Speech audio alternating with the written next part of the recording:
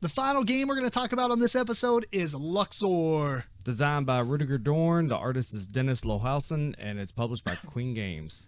So Luxor is essentially a board where you're trying to race around in a spiral and get to the middle, but along the way you're picking up different relics and stuff. It takes place in like the Egyptian theme.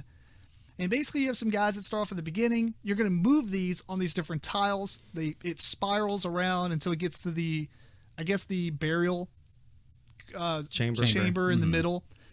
The first person to get there gets a bonus points, and the second player gets a bonus point. And then you play until the end of the round once that happens.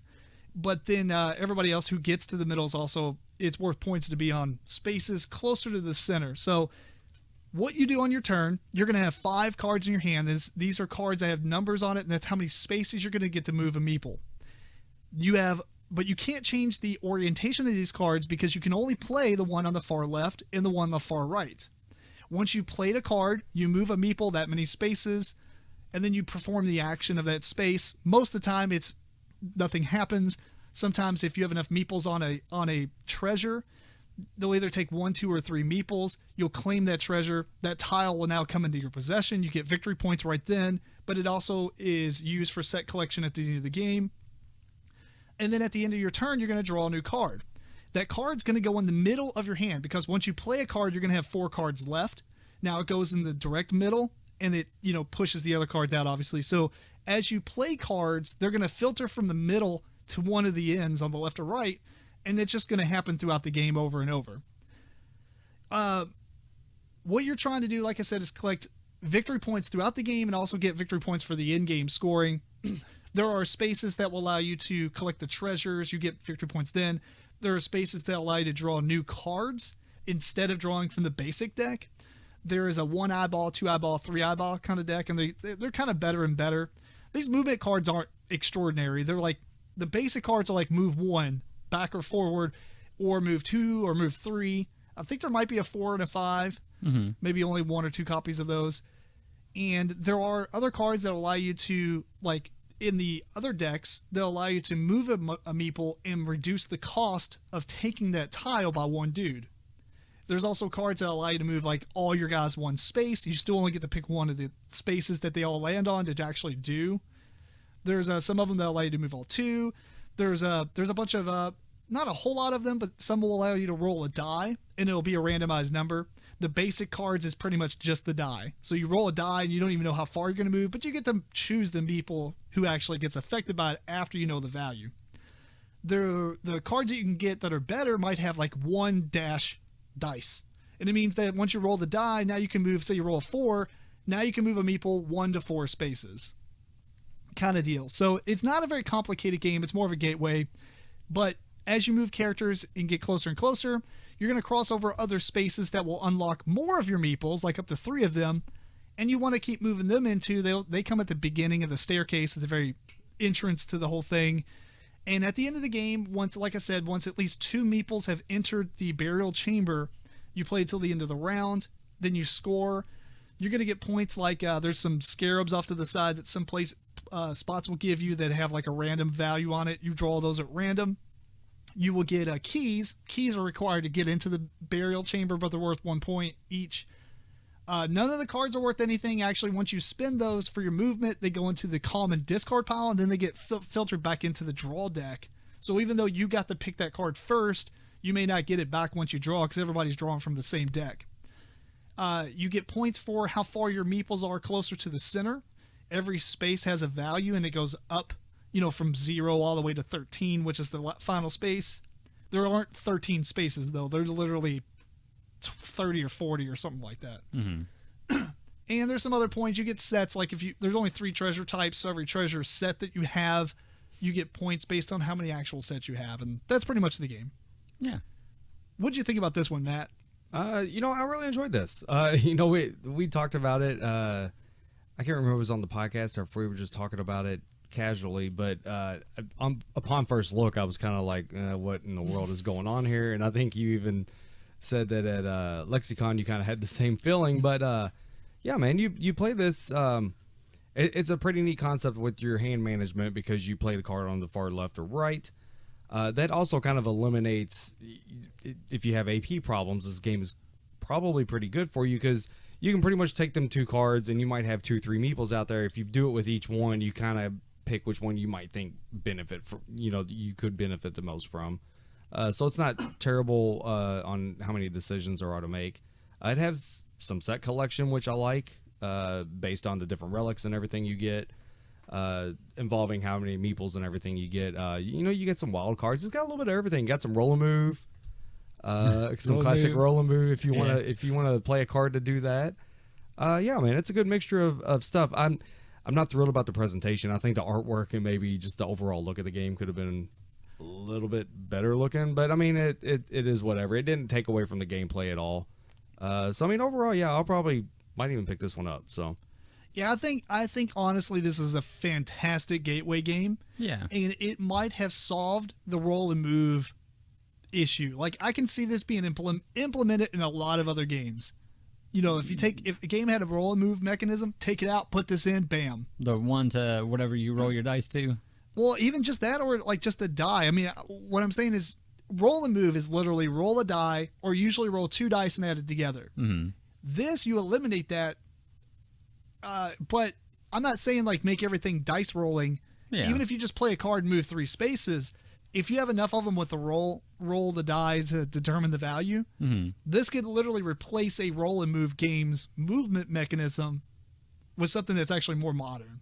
Yeah. Because it's you have more than one guy that you can move. You have 3 or 4 or 5 different guys that you can assign that movement to. Yeah, it's probably because you have multiple guys. If you have one guy, it wouldn't really make that much sense. Right. But what's even cool about it, though, and kind of Matt touched on it, I think, a little bit, but it doesn't have like a lot of options when you're playing those 2 cards. Mm-hmm. But you do know what's coming after that, and you can literally plan 2 or 3 turns in a row. Oh, I was just sitting here thinking you could actually get 5 and 6 moves ahead. Yeah. If you space it out as far as you want. Yeah, and then you may have to adjust because other players can take those spaces that you were going to if they get enough guys there first. But man, otherwise that mechanism really works well. Mm-hmm. Yeah, I think that's pretty unique. I don't know of any other game that uses that hand management. I mean, the only thing that I can think of that comes close is Bonanza, but that's only because you can't change the order. Right. And it's literally right to left Mm-hmm. or whatever. So this one is kind of neat because they kind of come in the middle, and I could picture like a graphic, like Blizzard overdoing it. If it was in a Blizzard app, it's like in the middle, it pushes all your cards to the side. Anyway, so thematically, it's okay. I mean, I think the Egyptian theme to me is like neat, but it's never my first choice in games. Yeah, same here. So I like it, but I kind of think it's like the what kind of theme do we put? Not a lot of people are doing Egyptian. Slap that on there. Mm-hmm. It makes sense with what's going on. I was going to say maybe with the set collection. Yeah. They might have been trying to think of what theme based on the set collection. I would think, or even just where are we going? What's the goal in the middle we're trying to get to? Yeah. So I don't know. Kind of slight reminds me of the secret code, 13 plus whatever. Yes. Okay. That's kind of what it reminds me of, because it would be neat if that had like multiple paths that you can take too. Yeah. But otherwise, this game, Eric, what did you think about it? We'll start with you first, though. Like you guys not said, start with you, but go with what you're gonna think. The artwork was okay, but the pieces of the game are really nice. All the components and your little meeples and I meant to say that too. And the tiles that you put down and the keys that you get are their shapes. You got the little scarabs, or are they called scarabs? Yeah. Beetles. Yeah. Beetles, Whatever. Yeah. Scarabs. Yeah. So what you're doing. I like. There's a lot of options. And like you said, you can look at your hand and plan 2 or 3 turns or more ahead. So I like the game overall.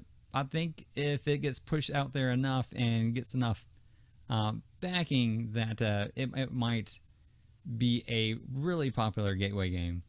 I think so too. It has the potential to go far. Mm-hmm. I just really hope that, I don't know, like I really hope that Queen Games has the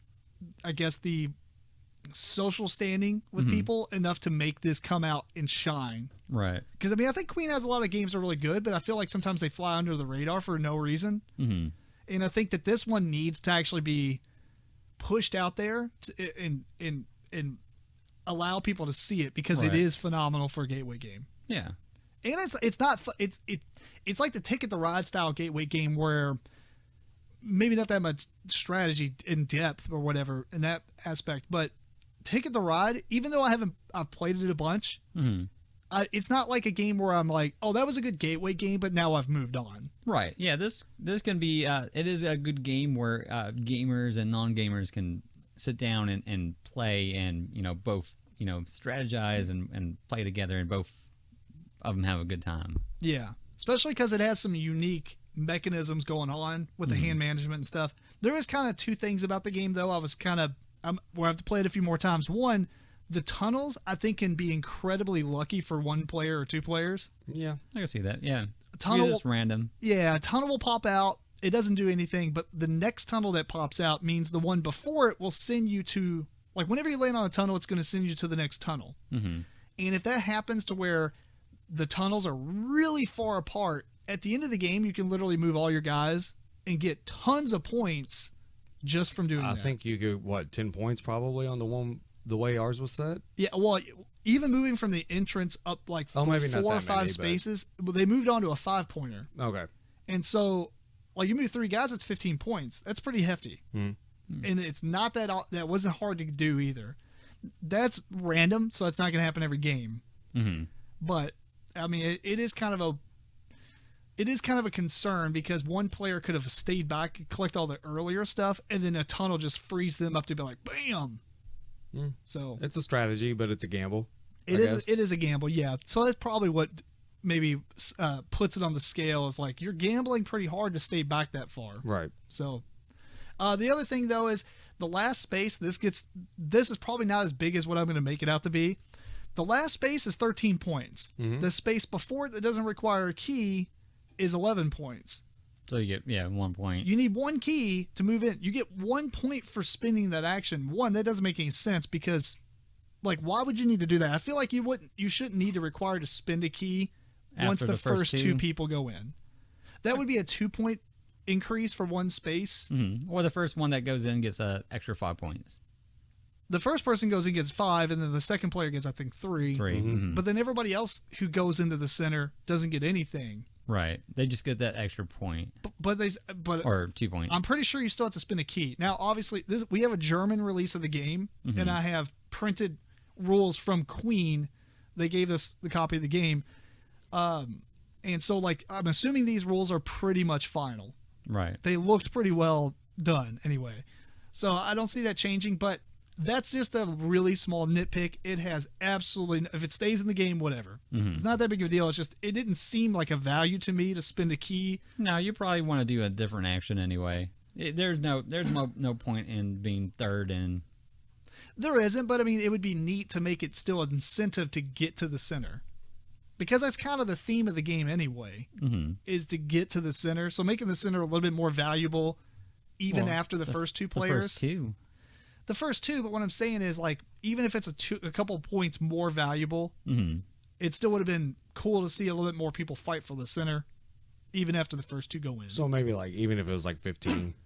Even like 15, or like I said, don't require a key and make it 14 points. Because then it's not, because if you make it 15, then the first two people also get those other 2 benefit or 2-point benefit. So it's extremely nitpicky. Yeah. Mathematically, it probably works out. Playtesting, it probably worked out. Whatever. I was just saying, it's not very good value to me. If I want to, even if I like went in there with one guy and I want to move a second guy in, once say Eric moved in first, I moved in second. And I had another guy already prepared because I was trying to get both the points. I mean, I guess the points before it are still good. I don't know. That's just me. It doesn't matter. That's probably way too much to talk about that one little thing. But final thoughts? Oh, it's good. No, I liked it a lot. I liked it quite a bit, and I will be doing a review for this on the Dice Tower after a couple more plays. So look forward to that. That was Luxor by Queen Games.